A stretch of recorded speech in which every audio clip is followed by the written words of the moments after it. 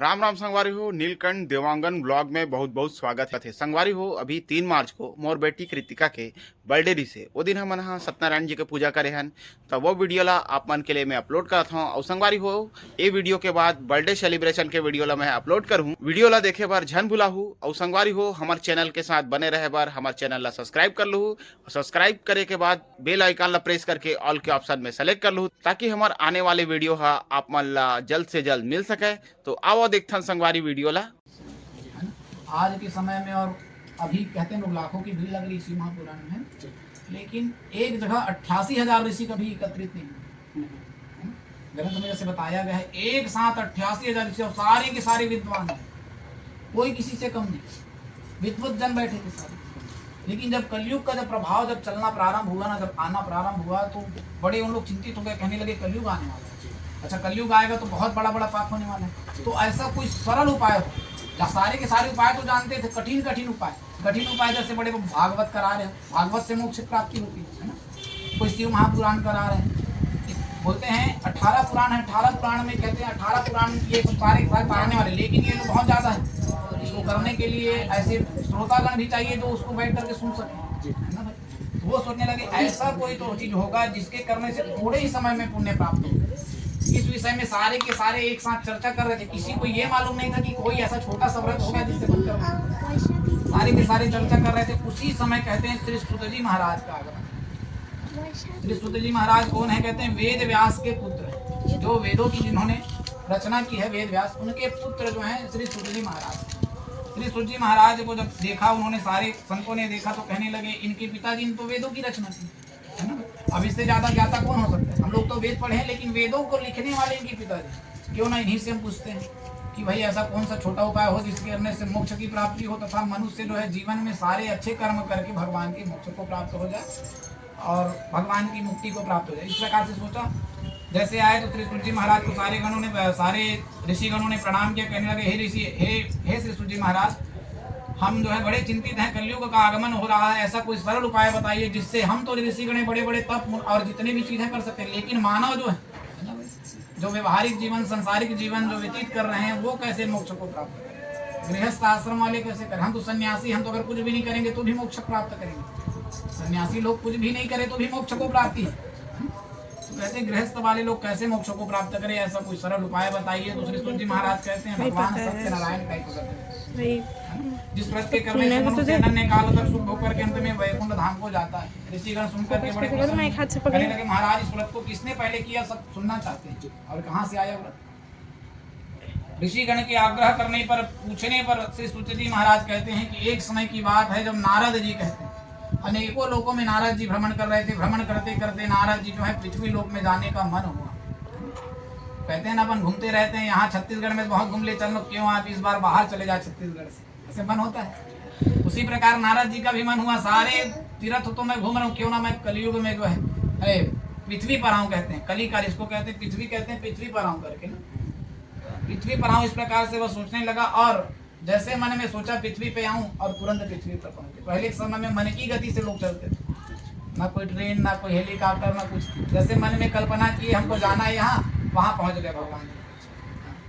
आज भी देखो टीवी में दिखाते तो क्या करते, भगवान दिखते जरूर हैं, तुरंत यहाँ जाना है करके नाम लेते हैं और गायब हो जाते हैं, और तुरंत उस जगह भी निकल जाती है। ये क्या, मन की गति से चल रही थी। वहां से अंतर ध्यान होकर नारद जी पृथ्वी पर आए। पृथ्वी पर देखे सारे मनुष्य अपने कर्मों के द्वारा दुखी थे। जैसे हम कर्म करते हैं उस हिसाब से फल मिलता है। पृथ्वी को कर्म भूमि कहा गया है। ये कर्म भूमि, कहते हैं कर्म प्रधान विश्व रचि राखा, जो जस कर हे तस फल चाखा।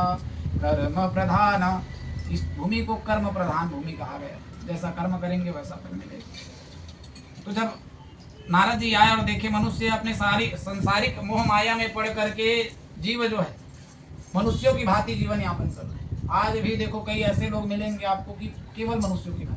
कैसे मनुष्यों की भांति? महाराज जी कहते हैं कि कभी भगवान का नाम नहीं लेते, ना पूजन पाठ जब तब कुछ नहीं करते, कुछ भी नहीं, है ना। तो उसमें और जानवरों में कोई फर्क नहीं है भाई। जानवर भी क्या कर रहे हैं, अपने बालक के पालन पोषण के लिए सारा चीज कर रहे हैं जो तुम कर रहे हैं। तुम में और उनमें अंतर क्या है? अंतर यही है केवल कि हम भगवान का जो है भजन पूजन कीर्तन सारा चीज कर सकते हैं, भगवान का भजन हम लोग अंश सुनेंगे भगवान के, है ना। कहने लगे आपके सारे अंश जो है अपने बार बार कुकर्म करके बार बार पृथ्वी पर जन्म ले रहे हैं, मोक्ष की प्राप्ति नहीं हो रही है, ना भगवान आपके नाम कीर्तन सुकीर्तन कुछ भी नहीं हो रहा है। हे नाथ मुझ पर कृपा करते हो तो कोई ऐसा उपाय बताइए जिसके करने से मैं बताऊं जाकर के उनको और वो भगवान की आपकी पूजन करे और आपके सुंदर से धाम को चले। नारद की इस प्रकार की बातों को सुनकर भगवान जी प्रसन्न हुए, कहने लगे हे नारद तुमने मनुष्य की भलाई की बात पूछी, अब मैं सुंदर से व्रत के बारे में कहता हूँ जिस व्रत के करने से मनुष्य अनन्य काल तक सुख भोग करके अंत में वैकुंठ धाम को प्राप्त करता है।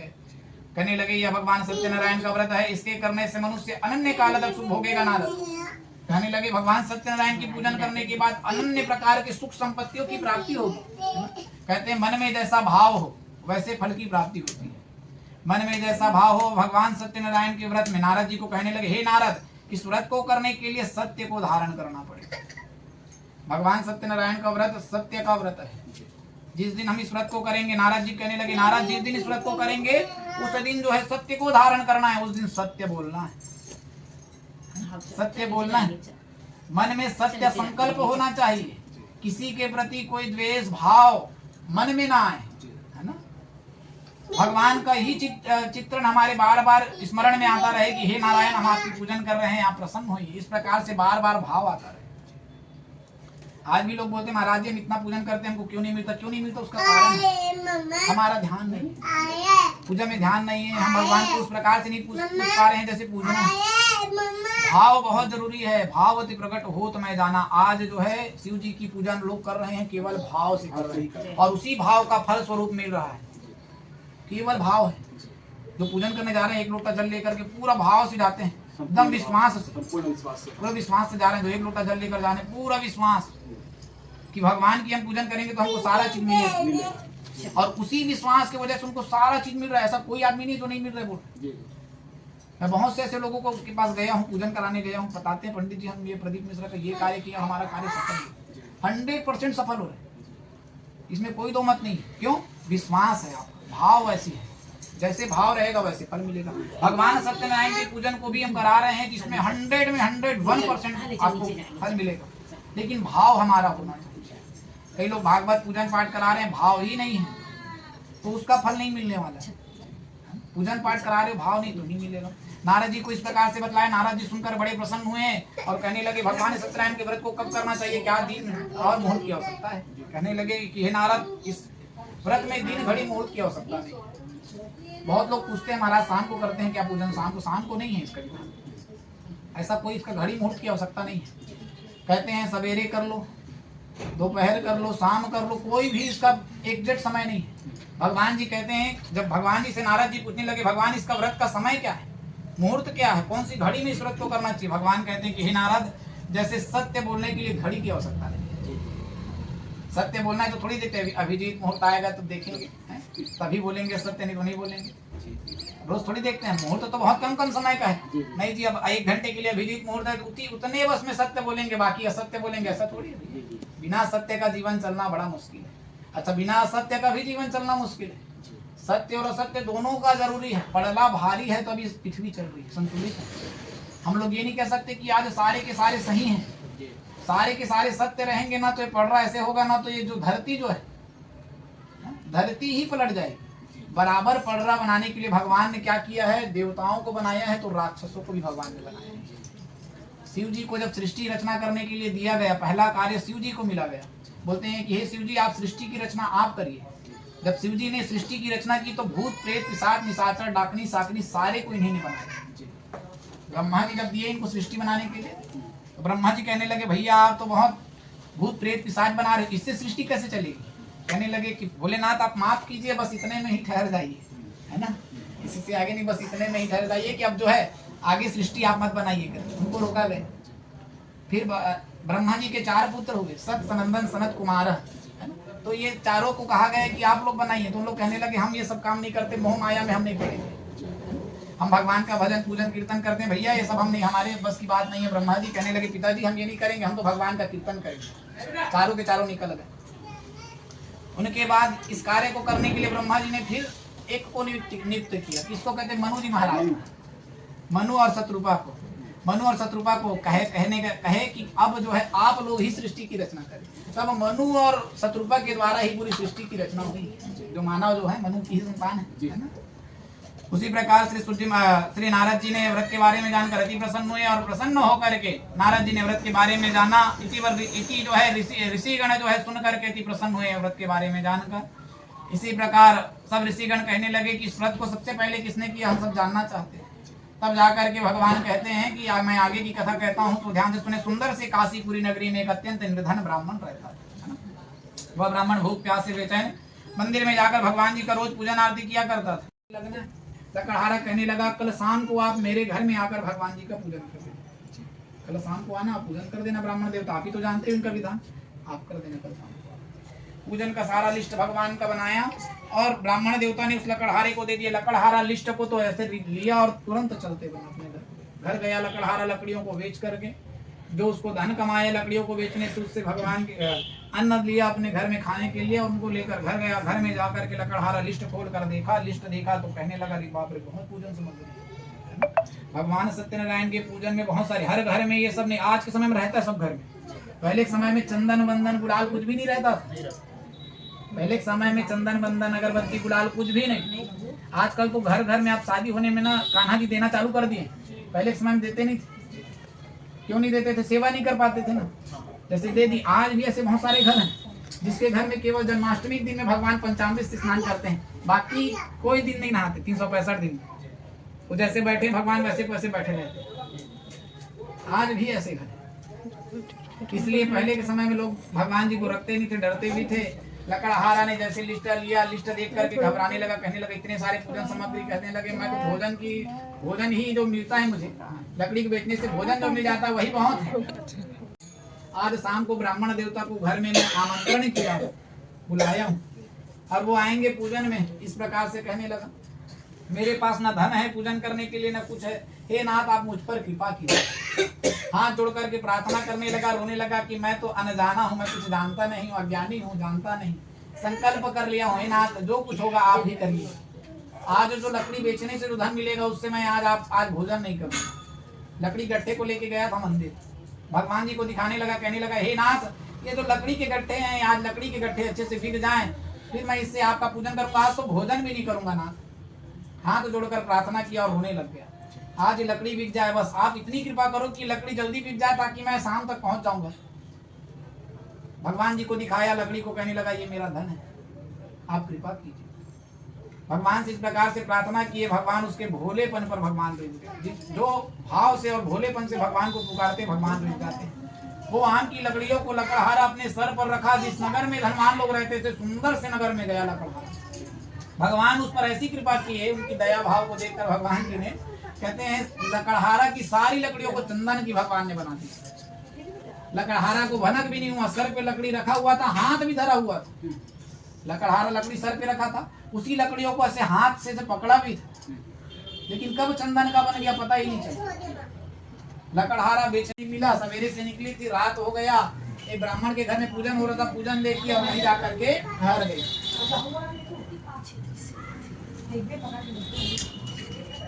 वहां जब ठहरी तो भगवान सत्यनारायण को उन्होंने व्रत देखा। व्रत देखने के बाद भगवान जी का पूजन पाठ देखने के बाद प्रसाद ग्रहण किया और अपने माता के लिए प्रसाद लेकर के रात को घर आई। उनकी माता पूछने लगी, हे पुत्री अब तक कहाँ रही हो, तेरा मन में क्या है?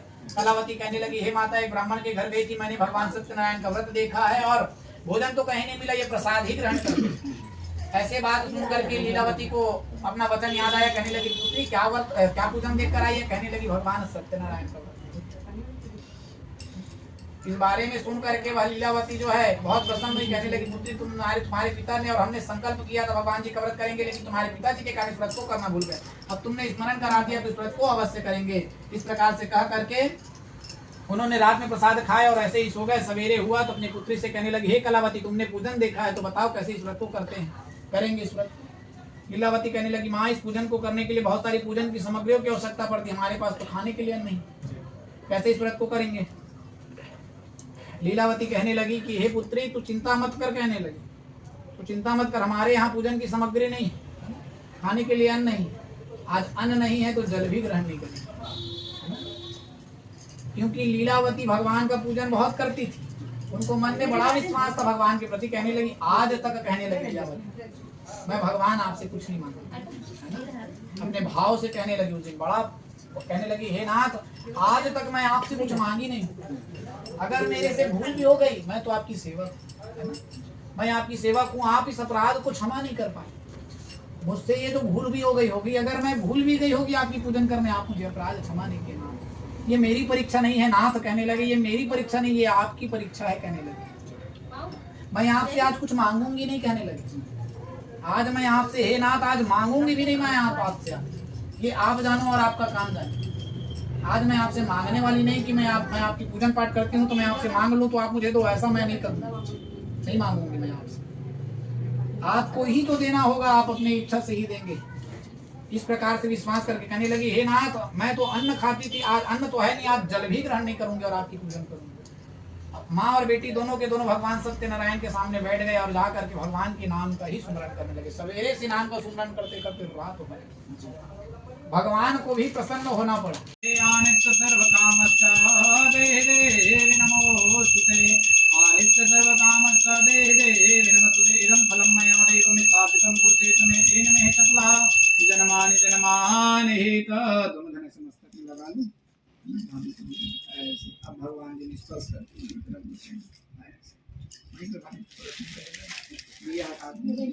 इस साइड में रखा,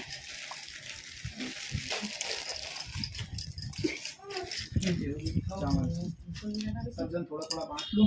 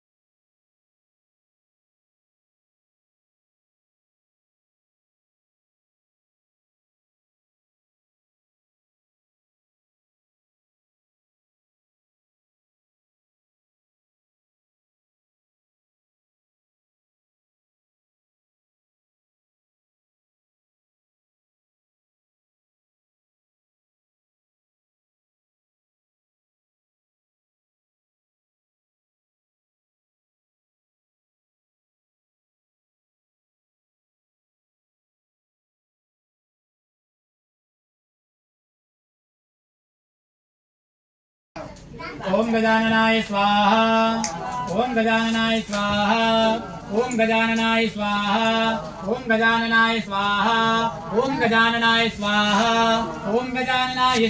पूजा के बाद संगवारी हो हमन भोजन करत हन, आवा देखथन। ओनू क्या कर रही है?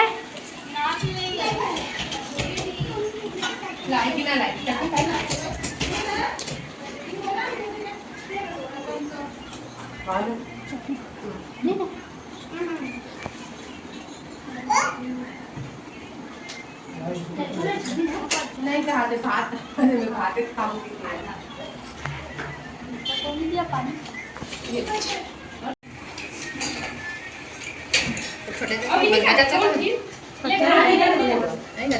पता नहीं शायद उतनी बड़ी खत्म होना नहीं खा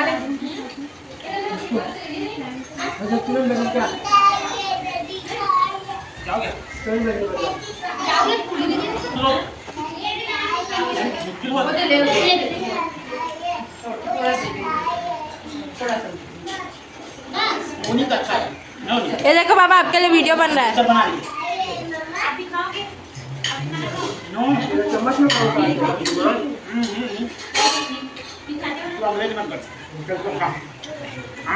वो अपने तरीके से खाएगी।